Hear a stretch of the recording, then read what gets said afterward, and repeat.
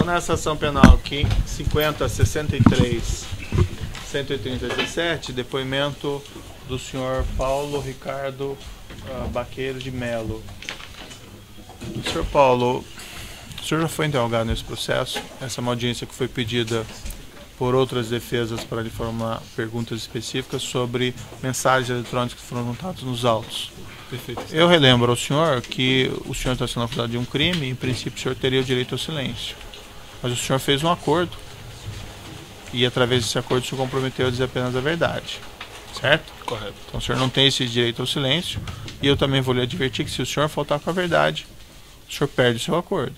Correto. Além disso, se o senhor incriminar falsamente alguém, o senhor responde por esse novo crime, certo? Correto, excelência. O juiz não tem questões aí. O Ministério Público tem alguma questão? O Ministério Público gostaria de esclarecimento sobre o teor dos e-mails que foram juntados aos autos. Perfeito. O senhor está com cópia deles? Tenho aí? cópia de tudo, doutora. Então, começando pelo número 1.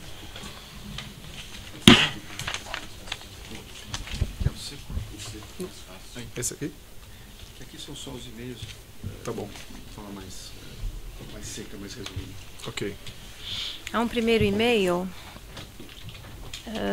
do dia 7 de julho de 2010, em que Darcy, a secretária, né, do senhor Marcelo, encaminha para o senhor, com o seguinte conteúdo: agendamos reunião com o senhor Bunlai amanhã às 9h30. O endereço segue. Marcelo então responde: ok, PM vai estar? Perfeito. Só pode esclarecer? Eu entendo que foi um agendamento de reunião entre Marcelo e o senhor Bunlai para tratar do tema. Entendo que havia um desejo de Marcelo que eu participasse. Eu não me recordo de ter participado dessa reunião. Então, quem agendou essa reunião? Eu também não sei informar. Pelo que eu estou entendendo aqui, foi a senhora Darcy e talvez a pedido dependendo do conteúdo do e-mail. O objeto desse e-mail era a compra do imóvel da rua Aberbeck, Brandão? Eu imagino que sim, porque nós estamos falando de 7 de julho de 2010, um pouco antes de começar as tratativas a respeito desse tema. E o senhor Bunlai estava envolvido nesse tema, foi uma das pessoas junto com o Roberto Teixeira que trouxe o imóvel. Então eu imagino que o tema seja esse. Sim. E antes dessa reunião, o senhor tinha conversado com alguém sobre esse imóvel? Eu acho que eu já tinha conversado com o Marcelo. Eu não sei se o Marcelo falou comigo antes ou depois dessa data, mas ele tinha me informado que haveria esse empreendimento, que a gente iria estudar esse projeto, sim. Agora eu não saberia informar, não tenho a minha memória falha agora para dizer se foi antes ou depois de 7 de julho. Certamente, durante o mês de julho, a gente já tratou desse tema. Aqui no segundo documento, PDF 2, o senhor diz a Marcelo, no dia 13 de julho, certo, evoluí na estruturação com MG. Tínhamos uma reunião com RT e JCB ontem para tratar do assunto, mas RT teve um problema de saúde e pediu adiamento. Estou aguardando o contato deles e Marcelo responde ok. Perfeito. MG, eu entendo que é Marcos Grilo, RT, Roberto Teixeira, JCB, eu acredito que seja José Carlos Bunlai. E aqui, nesse momento, estava se discutindo como é que ia se fazer o empreendimento, como é que ia se estruturar o negócio. O Marcelo tinha pedido para eu mostrar o tema para o Marcos Grilo, que era um consultor interno, era uma pessoa que trabalhava na estrutura do Marcelo. Nessa época a gente ainda não tinha muita definição de como é que seria. Eu falei de algumas alternativas com ele, evoluímos um pouco, mas ainda era bem preliminar. Não tinha tido nem a primeira reunião com o Roberto Teixeira a respeito para poder conhecer o terreno. Isso é o que eu consigo me recordar. Esse e-mail, na verdade, é uma resposta de uma pergunta de Marcelo, né? Marcelo pergunta se houve alguma evolução no tema. E o Roberto Teixeira pediu o adiamento dessa reunião? Falou com o senhor pessoalmente? Eu não sei se falou pessoalmente. Pessoalmente não, porque eu não tinha estado com ele ainda, mas provavelmente por telefone. A gente tentou agendar a reunião para começar a tratar do tema e ele... Assim, veja bem, eu não tenho... Tem quase 8 anos que esses eventos aconteceram. Eu não tenho uma memória perfeita, mas estou dependendo pelo conteúdo do e-mail que ele teve um problema de saúde e que pediu para adiar. Seguindo no PDF 3... Marcelo pergunta ao senhor, com cópia para pôr ao Tite. O pecuarista e advogado evoluíram em algo? Sei. Quem é o pecuarista? Peraí que eu não estou identificando ainda. Está no meio da mensagem, porque ela trata de um outro assunto também. Ah, sim. Eu acredito que o pecuarista é o José Carlos Bunlai e o advogado Roberto Teixeira. E o senhor responde, ele está fora do Brasil, o advogado teve apendicite, ficou fora do ar a semana toda. Já temos a estrutura ajustada para apresentar-lhe a pessoa que irá dar o suporte técnico. Estamos aguardando ser acionados, o que deve ocorrer na quarta-feira. O que o senhor quer dizer com já temos a estrutura ajustada para apresentar-lhes? A ideia é de se comprar o imóvel e posteriormente se proceder à construção. Aí, nesse momento, apesar de eu ter dito que a estrutura estava ajustada, pela cronologia, para mim não bate muito, porque a gente ainda não tinha definido se o imóvel ia ser comprado ou alugado pelo Instituto. Então, isso precisaria evoluir mais um pouco, eu acredito. O suporte técnico, essa pessoa é o Álvaro Castilho, é o gerente de engenharia lá da Odebrecht Realizações Imobiliárias, que foi a pessoa que me ajudou nesse empreendimento nas avaliações de viabilidade técnica do projeto. Ele, inclusive, fez uma visita ao terreno, se eu não me engano, com o senhor José Carlos Bunlai.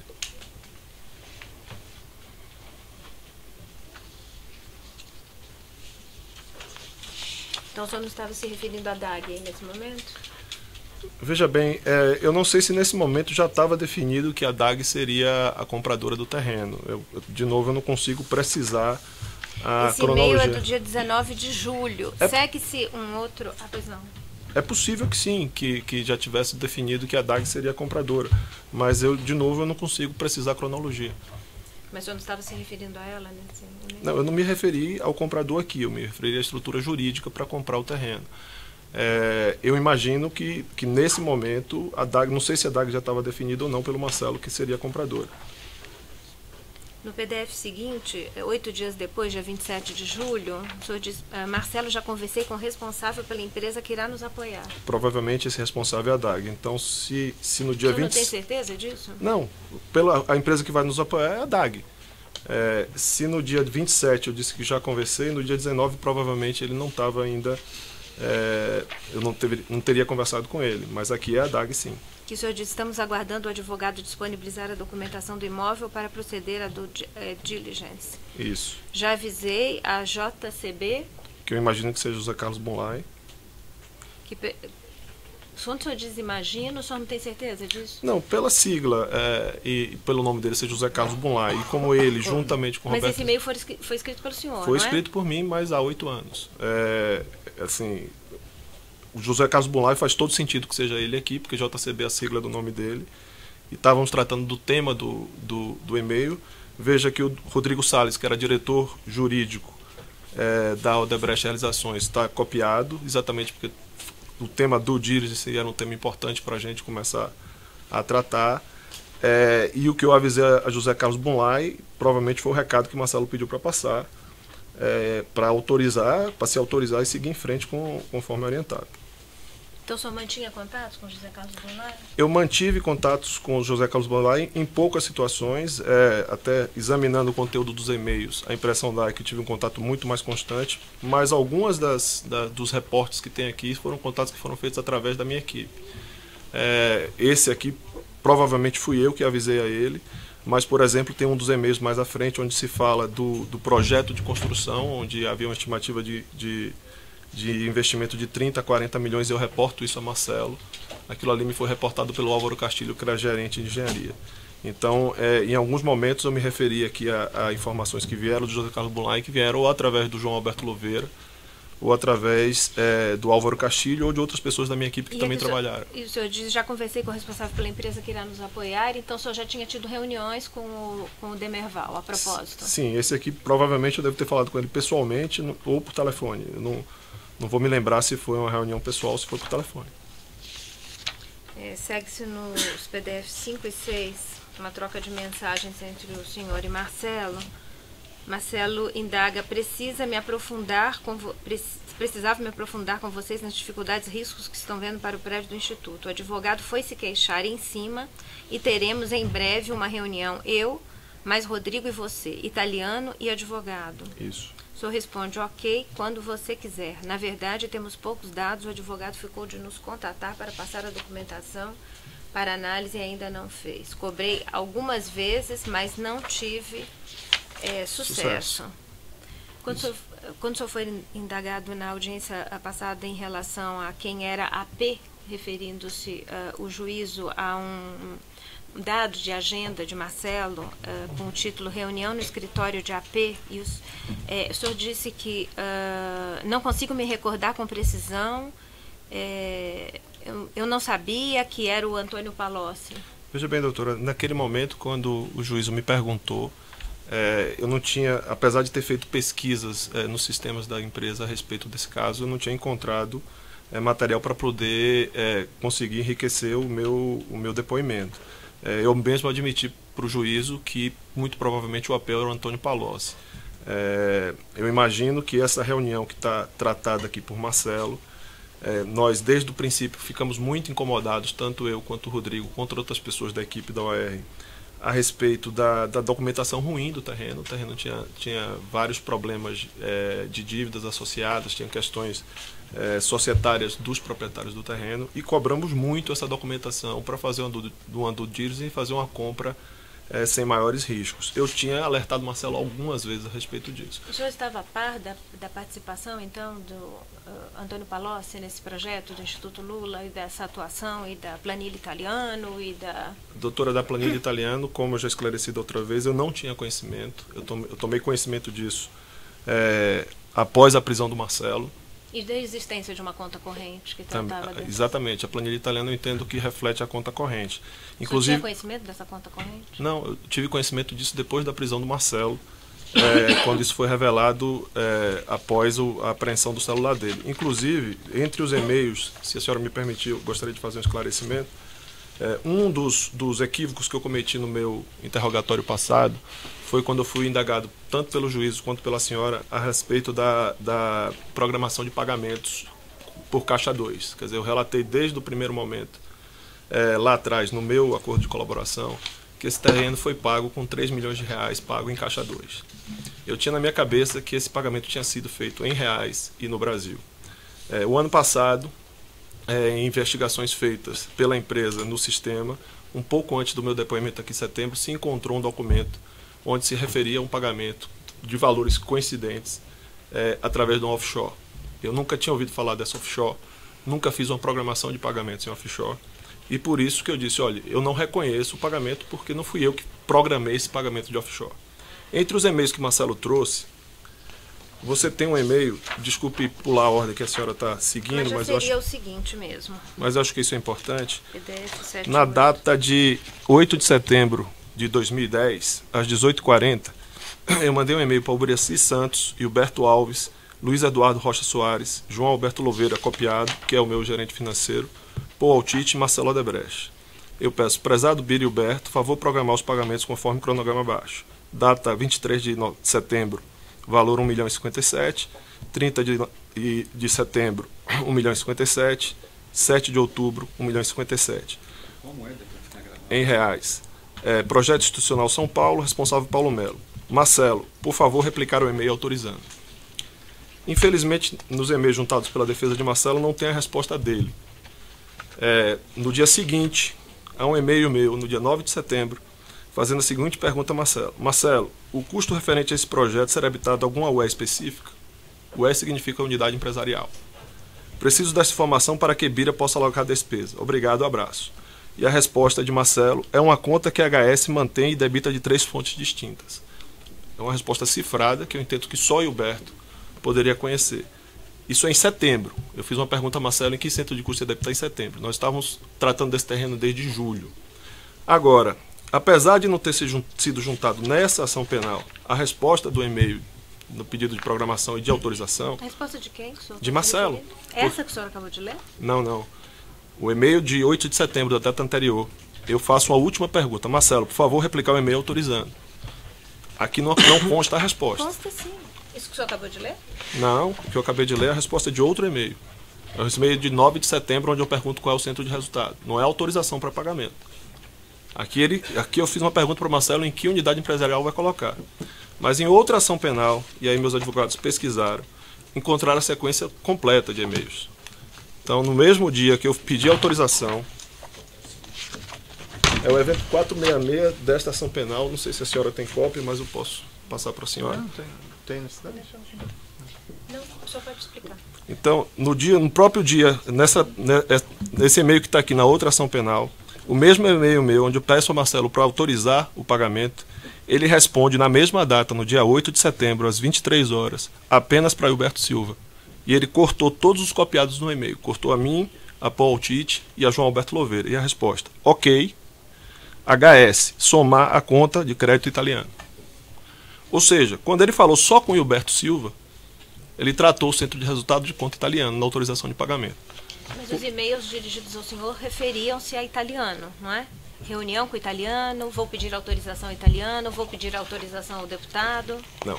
Nos e-mails que ele tratou comigo, onde ele quis falar a respeito do Palocci, ele tratou de italiano. Quando ele foi falar de autorização de pagamento e de centro de resultado, ele me cortou do e-mail. O e-mail está aqui, se a senhora quiser uma cópia. O que o senhor quer dizer com centro de resultado? Onde vai debitar o custo? Esse empreendimento ele só seria configurado na OR no ano seguinte. A gente, para poder fazer gastos na OR e para poder fazer investimentos na OR, precisaria abrir uma OR específica para poder alocar os gastos lá. Se fosse por dinheiro contabilizado, fosse por caixa 2. Mesmo gastos com caixa 2 eram alocados gerencialmente na unidade empresarial. Eu só poderia fazer isso no momento que fosse. Um projeto desse tipo, eu teria que passar pelo Conselho de Administração da OR, que tinha sócios minoritários. Então, nesse momento, a pergunta que eu fiz a Marcelo foi: Marcelo, em que unidade empresarial a gente vai debitar esse custo? E ele me respondeu daquela forma, copiando todo mundo. É uma conta que o Berto conhece e que debita de 3 fontes. Só que no pedido de autorização de pagamento, que foi feito na data anterior, no dia 8 de setembro, ele respondeu só para Hilberto Silva, sem me copiar, sem copiar Paul Tite e sem copiar João Alberto Louveira, que era da OR. E nesse autorização de pagamento que ele fez só para Hilberto, que era o responsável pelo pagamento, ele disse ok, ou seja, está autorizado, HS, somar a conta de crédito italiano. Só um esclarecimento. O senhor sabe então qual era a função que o Hilberto tinha na empresa? Sei. E sabe qual era a razão de encaminhar e-mails para ele, ou mensagens para ele? Sei. Volto a dizer, eu não tenho dúvida do erro que cometi e que a própria empresa OR cometeu ao concordar comprar um terreno pagando com 3 milhões de reais de caixa 2. Eu sei que isso é uma coisa muito séria, que isso é muito errado. O que eu não posso aceitar é que eu tenha sido responsabilizado por transformar a OR num instrumento para fazer lavagem de dinheiro desviado de obras públicas. A gente não tinha conhecimento disso na OR. Eu envolvi quase uma dezena de profissionais na OR nesse projeto. Paulo Aridan, que era o gerente do mercado de São Paulo, Álvaro Castilho, que era o gerente de engenharia, Louveira, que era o gerente financeiro, Rodrigo Salles, que era o diretor jurídico, Cassiano Damasceno, que era gerente de novos projetos, Francisco Boni, que era diretor de novos projetos. Todas essas pessoas se envolveram aqui achando que era um empreendimento entre privados, com interesses privados. Eu não trairia a confiança dessas pessoas, colocando eles para trabalhar no empreendimento que estava servindo de instrumento para lavar dinheiro desviado de obras públicas. A OR era uma empresa constituída para construir projetos privados, apartamentos para vender para pessoas físicas. Eu assumo toda a responsabilidade de ter concordado e ter programado o pagamento de caixa 2 de 3 milhões de reais para esse terreno. Isso é responsabilidade minha, fui eu que fiz. Agora, em momento nenhum, eu concordei em transformar a OR, que era uma empresa privada, que trabalhava para privados, num instrumento de lavagem de dinheiro. Mas o senhor não se preocupava em saber onde seria acreditado, só queria saber onde seria. Não, a minha preocupação na hora que eu fiz essa pergunta aqui a Marcelo... Como acreditar, isso. Não, eu tinha preocupação sim. A minha preocupação aqui, a Marcelo, era saber em que unidade empresarial eu ia alocar esse custo até o momento em que o empreendimento se configurasse lá na frente. Tanto eu tinha preocupação, que um dos e-mails que talvez eu esteja antecipando que a doutora vai me perguntar é a respeito do contrato de confissão de dívida. Por que existia uma preocupação de contrato de confissão de dívida? Isso foi uma sugestão ou do advogado, eu não me lembro, ou do meu gerente financeiro. a gente estava comprando um ativo em nome da DAG. Parte dos recursos estavam sendo pagos em caixa 1, contabilizados na DAG. Parte estava sendo pago em caixa 2 pela Odebrecht, com recursos da Odebrecht. Se nesse meio tempo a gente tivesse um problema de sucessão na DAG, a única pessoa que conhecia esse negócio era o Demerval. E por que existe um único documento? Existe um único documento exatamente porque esse documento ele deveria servir até o momento que o empreendimento fosse consolidado de forma definitiva. Tanto que no momento que a OR comprou o terreno de volta da DAG, comprou pagando a parte contabilizada, obviamente, esse documento ou deve ter sido devolvido a DAG, eu não sei nem se foi assinado, mas se foi, deve ter sido devolvido a DAG ou destruído. Porque esse documento suportava exatamente o investimento que a Odebrecht fez no terreno. Se isso aqui fosse um pagamento de propina, por que eu ia me preocupar com isso?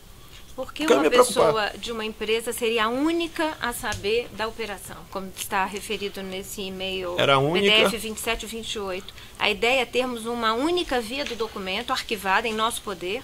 Apesar da confiança que temos no parceiro, ele é a única pessoa da DAG ciente da operação. Ciente que tinha parte do pagamento, quase 30% do valor do terreno estava sendo pago em caixa 2, desembolsado pela Odebrecht. Essa era a parte. 30% do valor do ativo que estava escriturado no nome da empresa dele. Se depois, um ano depois, o Demerval morresse, como eu ia cobrar esses 3 milhões de reais dele? Mas aqui o documento de confissão de dívida refere-se exclusivamente a 3 milhões de reais? Doutora, ou a toda a operação? Doutora, eu não sei se o documento foi assinado, nem veio a versão final. Existe uma suposição da denúncia que eu não posso ratificar em função de não ter sido eu que diligenciei, que parte dos recursos que Demerval usou para pagar vieram de um adiantamento que ele recebeu numa obra da construtora. Isso foi tema de discussão da outra audiência. Eu só não posso ratificar isso porque não fui eu que diligenciei esse adiantamento.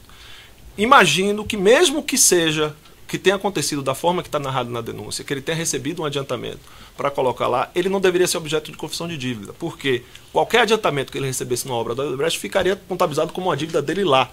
Se ele assinasse outra confissão, ele estaria confessando 2 vezes a mesma dívida, ele teria que pagar esses adiantamentos que ele recebeu lá. Então, entendo que se esse documento foi perfeccionado, eu não tenho certeza disso, ele deveria ter sido feito com valor de caixa 2. Agora, eu realmente não vi o documento final e não consigo ter memória disso. Está juntado 1 minuta, eu vi, mas eu não sei se foi assinado e se realmente chegou a ser perfeccionado esse documento. Aqui no PDF 10, o senhor diz: Marcelo, mesmo estando ciente da orientação que recebemos em relação ao prédio do Instituto, pediu apoio jurídico, e o senhor vai citando aí essas questões e no final diz: continua aguardando a orientação dos interessados. Sim. Ele acredita que a estrutura poderá ser lavrada na quinta-feira. Quem são os interessados? Quem interagia com a gente, principalmente, era o Roberto Teixeira, era o principal interlocutor. E algumas vezes o José Carlos Bunlai, como foi relatado aqui. E o Marcelo responde para o senhor: mais uma vez vou avisar ao italiano. Isso. Vou revisar e mandar cópia impressa desta sequência de e-mails, mas acho que ele vai em frente. Olha, o Marcelo tinha hábito de se referir às pessoas por apelidos. Eu acho que a gente viu alguns exemplos aqui. O italiano para o Palocci, o pecuarista para o José Carlos Bunlai. Tem um e-mail lá na frente, onde eu reporto a Marcelo que, por pedido do Alexandrino, eu estava voltando a tratar do tema do Instituto, depois dele ter desistido desse terreno, que a gente ia voltar a fazer um trabalho de prospecção para eles. E Marcelo fala: é o italiano ou é o japonês? E eu deduzi que o japonês era o Paulo Okamoto. Aqui o senhor tinha dúvidas de quem era italiano nessa sequência? Nessa aqui não. Nessa? Não. Que é Antônio Palocci? Aqui não. Assim, no contexto aqui que eu estou lendo, não tenho dúvida nenhuma. E dentro dessa mesma sequência, em determinado momento, aqui o senhor trocando mensagens com José Américo Espínola, o senhor diz a ele, ele indaga sobre... O senhor diz que o cliente eximiu de análise e Américo Espínola pergunta: e vai dar acesso? O senhor diz: não, minha preocupação não é com o risco de aquisição, não é com o risco de aquisição, que é 100% dele. O senhor está se referindo a quem? Estou me referindo ao futuro Instituto. Ao Instituto Lula. E minha preocupação aqui é com a DAG, porque estava comprando, poderia ser acusada depois de alguma fraude de execução, de estar, por exemplo, fraudando os outros credores que o vendedor do terreno poderia ter. Se ela, então, é a compradora, o risco não seria dela? Porque o senhor disse que o risco é 100% dele. Doutora, nós já fizemos algumas compras de terreno com esse tipo de problema de documentação. A gente sempre tem uma preocupação muito grande quando você vai fazer uma incorporação imobiliária, vai dividir em várias frações ideais e vai vender para várias pessoas físicas, onde você fica sujeito a problemas de direito do consumidor. Que tipo de risco eu poderia ter aqui? Eu poderia ter uma cobrança de um credor que se sentiu prejudicado porque uma empresa pouco solvente vendeu um ativo dela que era relevante. E vir com essa cobrança e você ser obrigado a pagar de novo. Quando eu entendo que o risco é dele, que se essa conta viesse, a gente ia botar no preço da obra do Instituto que a gente ia cobrar no ano seguinte. O risco seria do Instituto. Se as pessoas do Instituto estavam autorizando comprar um terreno com riscos, a depois ter algum tipo de questionamento, que você ia responder isso por 4, 5 anos durante a obra, e depois você tivesse que pagar mais 1 ou 2 milhões para algum credor que se sentiu prejudicado com essa operação de compra e venda, a gente ia botar no preço e ia cobrar. Já que ele autorizou comprar com esse risco de fora de execução. Na hora que a gente faz esse tipo de empreendimento para destinar a pessoas físicas, que a gente está sujeito a Código de Defesa do Consumidor, que eu não posso repassar essa conta para as pessoas físicas, a gente provavelmente não compra. Eu já comprei projetos para outras definições, porque o cliente pediu com esse mesmo tipo de coisa. Compramos um terreno próximo à sede da Odebrecht lá no Butantã, que tinha esse mesmo tipo de problema. Tinha ações trabalhistas, uma série de outras coisas, mas o cliente queria aquele terreno e assumiu o risco. Então, num projeto Build to Suit, onde você tem um comprador identificado no final, você tem esse tipo de vício, que você pode sanar pagando a diferença depois, o risco é de quem vai ser o comprador final. Qual era a minha preocupação aqui? Enquanto esse terreno estivesse na mão da DAG, poderia ter um questionamento e ela ser acusada, inclusive, de fraude. Eu estava tentando proteger a DAG, que era a nossa parceira. Aqui no 21, pulando para o 21...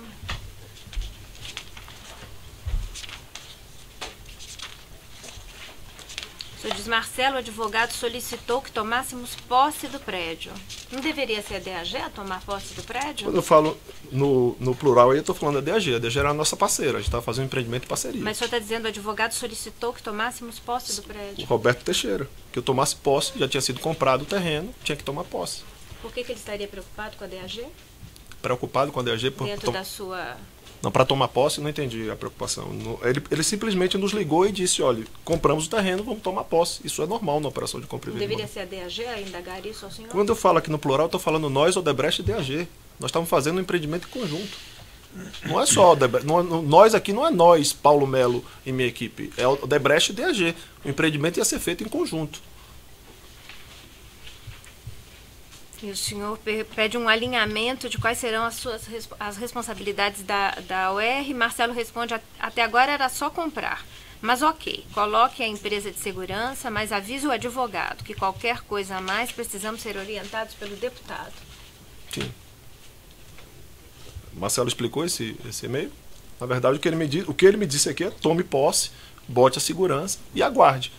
Esse empreendimento para se consignar teria muita coisa a mais. Você teria que desenvolver um projeto, teria que aprovar um projeto, teria que fazer a construção, teria que fazer a estruturação financeira. Tinha uma série de coisas que precisaram acontecer para isso virar um empreendimento. Isso aqui era um galpão. Era um galpão que tinha rato andando por dentro. Isso aqui não tinha a menor condição de ninguém ocupar esse imóvel. Esse imóvel era para ser objeto de demolição e reconstrução. Esses precisamos ser orientados pelo deputado? Está se referindo a Antônio Palocci? Eu entendo que seja ele. Mas na época o senhor entendeu que era ele?